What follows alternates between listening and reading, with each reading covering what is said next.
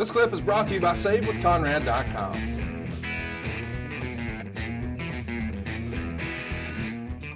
Well, let's jump into it. We're finally here.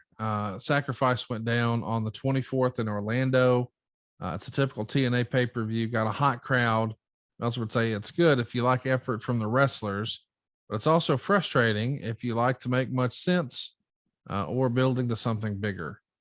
So the Torch says if you ordered the pay-per-view, you're likely a diehard fan.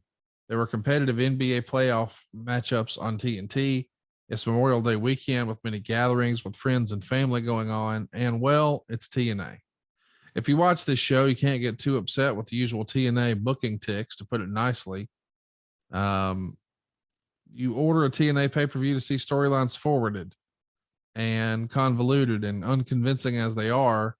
You watch honest efforts by the hardworking, talented TNA athletes that fill that roster. Good efforts from the wrestler made Sacrifice a more than watchable show in terms of spots, sequences, and athleticism, but the terrible booking dampened the entire show, and it's become the primary story of TNA's current existence. Do you remember feeling that man, we got too good of a roster for this to be our creative? Were you disappointed in the creative, or is this all just something people write?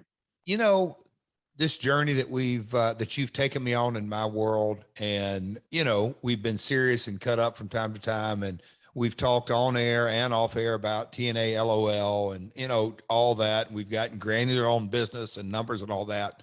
But when I kind of sit back and look at the criticism, some absolutely justifiable, I think sometimes to sell newsletters, and other times just because it wasn't their cup of tea, and they're all right to do that.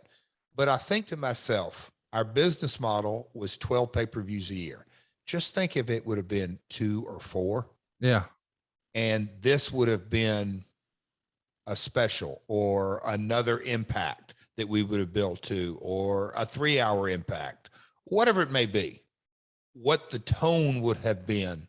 Because at the end of the day, we're writing 52 weeks a year.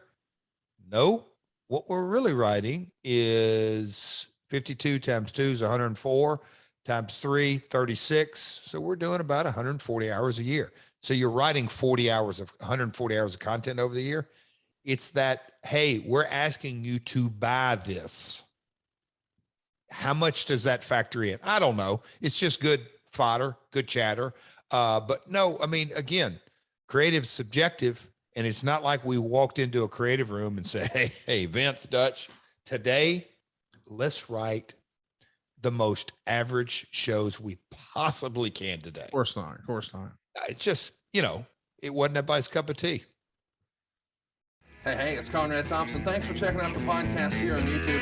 Be sure to hit the subscribe button and the notifications bell so you get a notice anytime we upload some new content. And go save yourself some money right now. If you're in a 30-year loan or you have credit card debt, it's not a matter of if I can save you money. It's a matter of how much.